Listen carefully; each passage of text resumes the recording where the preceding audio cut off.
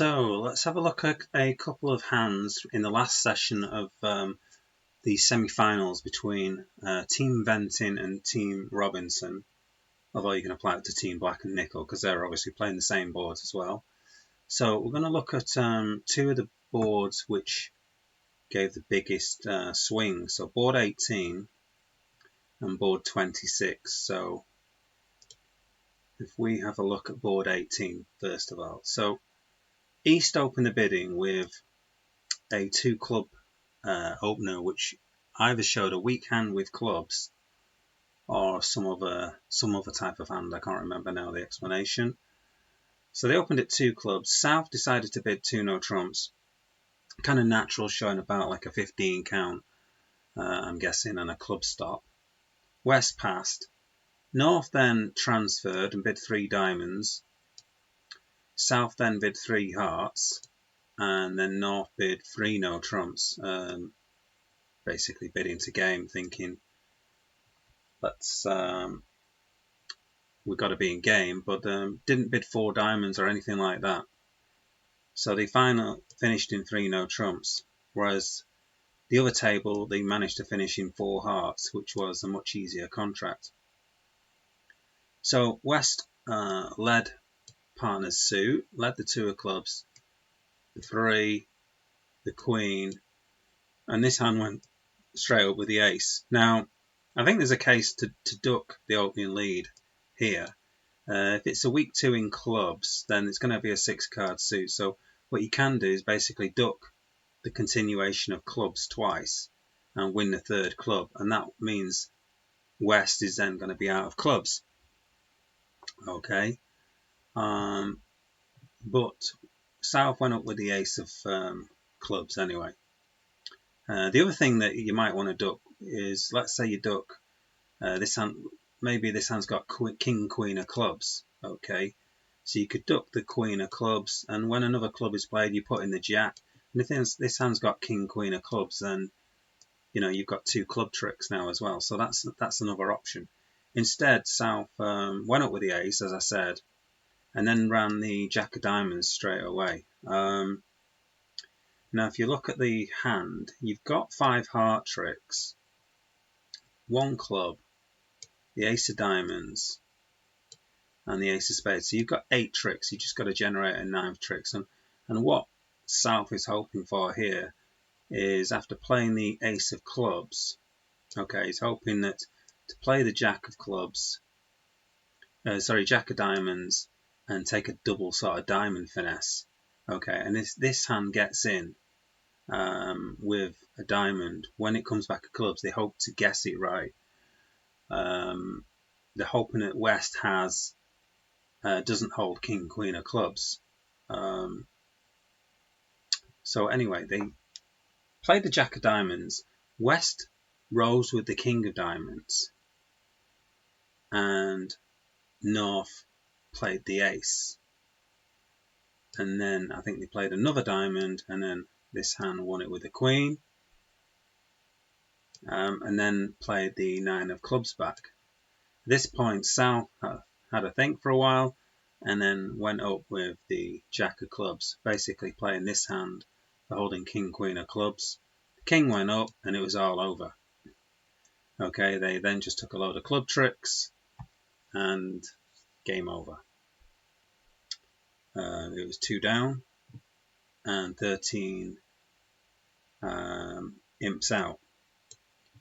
The next board was board 26, and the bidding was pretty complicated, but basically I think they opened a club, then bid a heart, which showed something like more than 8 points, I think. They're not playing like a Polish club though, but went a club, a heart, 2 diamonds, 2 hearts, which was some sort of forcing bid, and what did they bid next? Cannot remember. Okay, but bid spades at some point to show shortness. This hand leapt to 6 no trumps, Wasn't sure exactly what to do basically after the free spade bid. Didn't really know where to go, but felt that slam was on. Just leapt to 6 no trumps, which was not an unreasonable bid. And in this hand, with 7 clubs and avoiding spades, decided, well, partner's probably got the both aces here, and they've got some club support. I'm just going to punt 7 clubs. Okay, so now you're on lead, and Zia was on lead with this holding. And you know, clubs and diamonds here on the right. Obviously, there's spades and hearts here on the left, and a decent sort of holding. Partner hasn't doubled because you know, part way through the bidding, this hand had kind of agreed one of the minors, or got some tolerance for one of the minors anyway. Now, if one person asks, why don't you lead a diamond from this holding? And the reason why you don't lead a diamond is because your partner hasn't doubled. Because what they were saying is that if they've agreed diamonds, if this West has agreed diamonds with this hand, and you notice 4 diamonds here, the diamonds might be breaking 5, 4, 4. And now if North had avoiding diamonds, then they would have doubled the final contract of 7 clubs. Okay, and then it would have stood out to South to lead a diamond.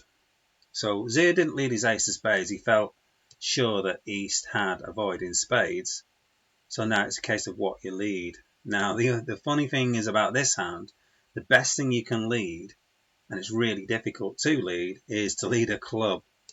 Anything else basically gives the contract away. So you're in 7 clubs. If you lead the ace of spades, okay, you just rough it, draw 2 rounds of clubs, and then you can use the spades, or one of the spades basically, to get rid of the losing diamond. Obviously you can't really, well, you can't really guess the diamonds, right? But with the diamonds the way they are, let's say you play the king of diamonds first and then play a small diamond. Okay, so once you've drawn the clubs, let's say, if you were to play a king of diamonds and a small diamond, it's very unlikely you're going to put in the 9 and finesse this hand for the jack. You've got kind of no reason to do that. So the only way you can take this contract off is by playing a club, because any other lead gives the contract away, gives that suit away. So if you lead a diamond, you lead a small one into the 10, and that obviously gives, or actually, yeah, lead it into the 10. If you lead a heart, then you've got a finesse position in the hearts, and that basically creates a heart trick for you to throw a losing diamond off. And if you lead any spades, so if you lead a small spade, you go in with the king, you can throw a losing diamond off. Or if you go with the ace, you can then rough it and get over here, play some spades and throw your losing diamond off. So the only lead that takes this off is to lead a club. Now if you lead a club, then you draw the trumps, and when you play the king of spades, this hand will play low, so you could throw your losing diamond off and this hand would win with the ace. Or you'd probably most likely play out the diamonds and hope the jack of diamonds falls in 2 or 3. Okay. You obviously know this hand has got 4 diamonds from the bidding, so you're always going to keep 4 diamonds. And you can then basically throw everything else off. Although you might be able to play, if you play loads of clubs, you might be able to play a heart to the 10 at some point. But that's going to be very difficult to do that, I would have thought as well. So the only lead that takes 7 clubs off, or has any chance of taking 7 clubs off anyway, is to actually lead a club. I suppose the argument here for leading a club rather than anything else is that it's highly unlikely East has bid 7 clubs unless they've got the ace king of clubs. So are you giving anything away by leading a club? That's kind of the question here. It's highly unlikely that you are not giving anything away by leading a club.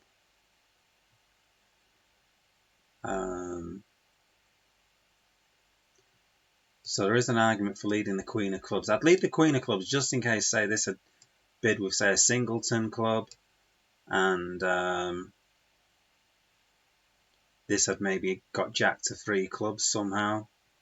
So I'd lead the Queen of Clubs rather than the 4, because if partner's got Jack to 3, leading the 4 would be a disaster. So, although maybe it wouldn't be a disaster. Yeah, it would be a disaster. Okay, so those are the 2 biggest swings. Let's have a look at anything else. Yeah.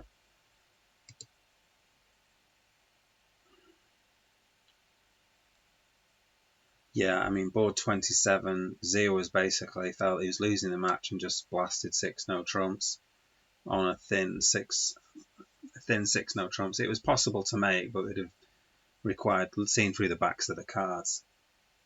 So that was just a couple of boards from the biggest swings in the last set of 14 boards between Ventin and Robinson.